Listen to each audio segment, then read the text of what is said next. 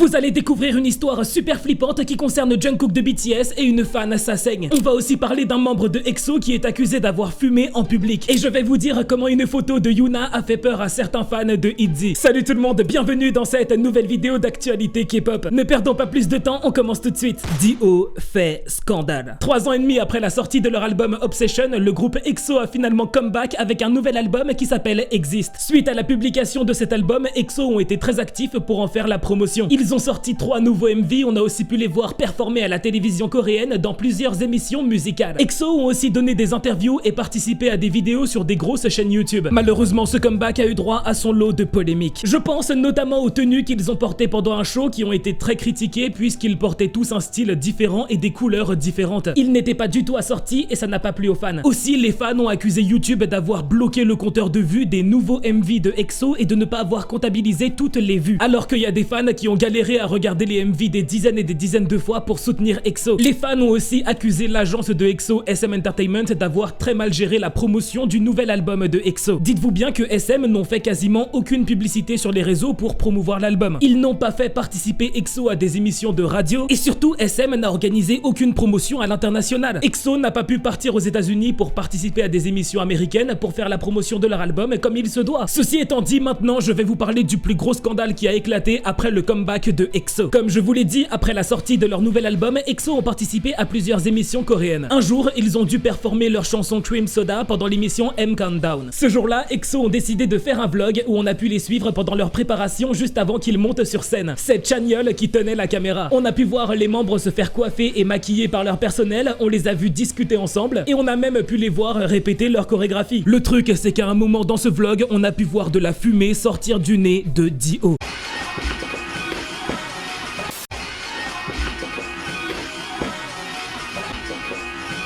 Très vite, certains fans ont accusé D.O. d'avoir fumé une cigarette électronique. La vidéo a fait des millions de vues sur Twitter et sur différents forums coréens. D'un coup, D.O. s'est mis à recevoir des tonnes de critiques venant du monde entier. Certaines personnes l'ont traité d'irresponsable en disant qu'il est le chanteur principal de EXO et qu'il ne devrait pas fumer. Et d'autres personnes ont dit que D.O. n'aurait jamais dû se permettre de fumer dans une pièce fermée sans fenêtre, puisque son personnel et les autres membres de EXO ne veulent peut-être pas respirer sa fumée. Plein de médias ont sorti des vidéos et des articles pour parler de cette affaire. Dans certains articles de presse, il disait que dans la main droite de D.O, on peut voir un objet de couleur noire et qu'il s'agit certainement de sa cigarette électronique. Finalement, SM Entertainment ont supprimé du vlog la partie où on peut voir de la fumée sortir du nez de D.O. Et cette histoire ne s'arrête pas vraiment là puisque certains fans de D.O sont persuadés qu'il est innocent et ils ont donné des arguments pour essayer de le prouver. Par exemple, certains fans ont dit que la fumée qui sort du nez de D.O n'est pas celle d'une cigarette électronique mais celle d'un humidificateur qui peut être utilisé en cas de nez bouché ou de gorge sèche. D'autres fans ont dit que la fumée qu'on peut voir sortir du nez de D.O est un montage qui a été réalisé de toutes pièces par des antis qui voulaient faire du mal à la réputation de D.O. SM et D.O n'ont pas répondu à ce scandale, je vous laisse donc me donner votre avis dans les commentaires. Les photos de Yuna. Yuna a 19 ans et elle est la plus jeune membre du groupe de filles ITZY. Et récemment, Yuna a été impliquée dans une affaire assez mystérieuse. Tout a commencé quand le compte Instagram officiel du groupe ITZY a publié plusieurs photos de Yuna. Les fans ont été choqués par ces photos et il y a même certaines personnes qui disent que ces photos leur ont fait peur. Juste avant de vous montrer les photos, je vais vous montrer les commentaires Instagram par rapport à ces photos qui ont reçu le plus de likes.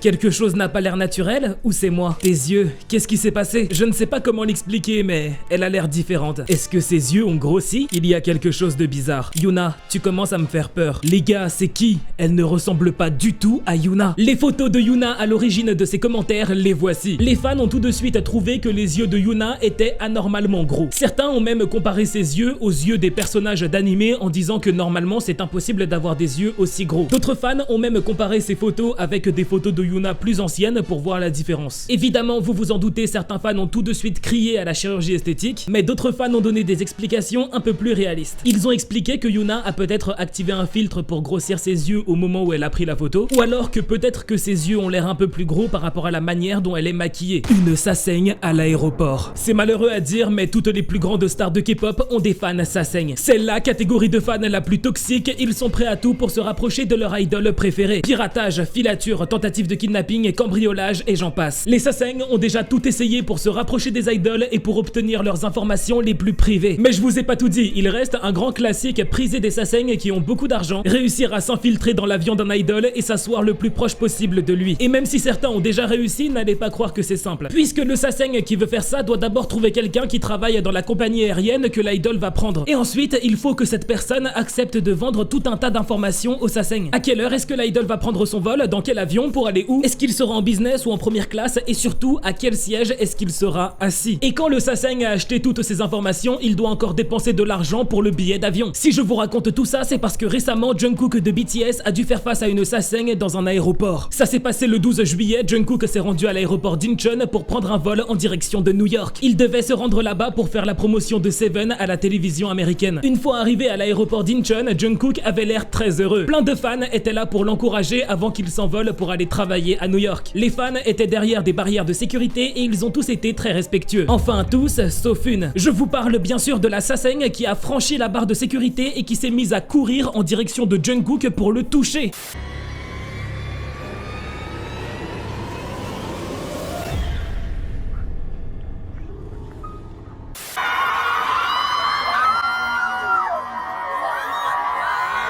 Et juste après que la sécurité soit intervenue, elle s'est mise à crier sur Jungkook, c'était vraiment flippant.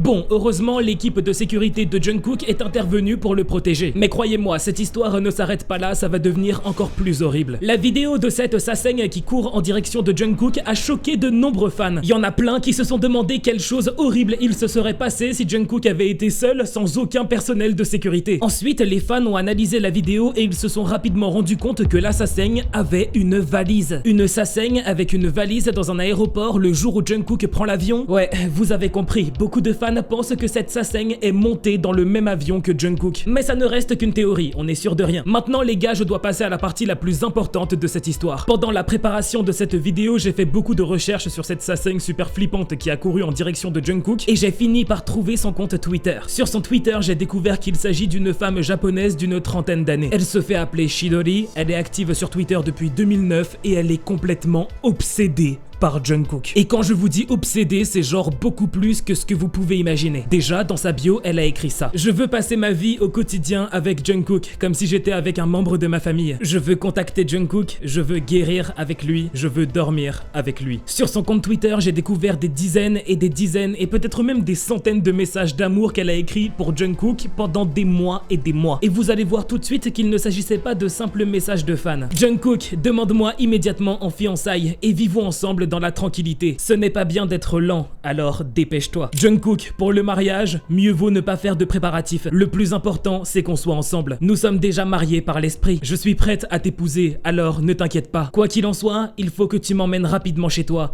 pour que nous puissions nous soigner, nous toucher et coopérer ensemble. Jungkook et moi allons nous fiancer et nous vivrons ensemble. Jungkook, je t'aime. Tout d'abord, vivons ensemble et trouvons un plan pour que nous puissions avancer ensemble. C'est évident, elle aime Jungkook, elle est folle de lui et elle a l'air de penser que Jungkook l'aime aussi. Ce qui me fait penser qu'elle est peut-être victime d'érotomanie. Il s'agit d'un trouble psychiatrique qui va pousser un individu à tomber amoureux de quelqu'un et à être persuadé que ce quelqu'un l'aime en retour. Alors que c'est complètement faux. Certaines personnes victimes d'érotomanie ont aussi des tendances paranoïaques. Par exemple, ils peuvent se mettre à croire que la personne qu'ils aiment fait absolument tout pour attirer leur attention. Et Chidori, la Sasaeng dont je vous parle depuis le début, elle avait publié un tweet dans lequel elle dit que Jungkook a écrit Seven pour elle. Et vous pouvez me croire, elle a fait des choses encore plus délirantes. Une semaine avant ce qui s'est passé à l'aéroport d'Incheon, Chidori était déjà à Séoul. Un matin, elle s'est rendue dans le district de Yongsan, elle a pris une photo de l'endroit où elle se trouvait et elle l'a publiée sur Twitter. Et dans la légende, elle a écrit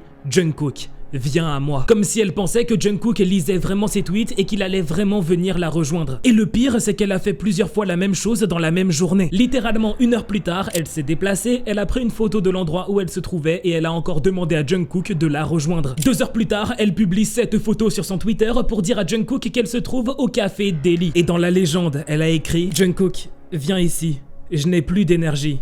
viens me chercher. Ce jour-là, elle ira même jusqu'à publier sa localisation Google Maps dans l'espoir que Jungkook vienne la rejoindre. Au final, cette histoire me fait plus de peine qu'autre chose parce que je vois bien que cette femme a besoin d'une aide psychologique. Et encore, je vous jure que je vous ai pas tout dit. Un jour, elle était dans un aéroport et elle s'est mise à filmer des inconnus qui étaient en face d'elle. Elle a publié la vidéo sur Twitter et elle a dit que ses filles qu'elle vient de filmer ont piraté son téléphone et que Jungkook doit venir la sauver. Et un autre jour, de manière complètement random, elle a publié une vidéo adressée à Jungkook pour qu'il puisse mieux prendre soin de ses articulations. Jungkook, 안녕하세요.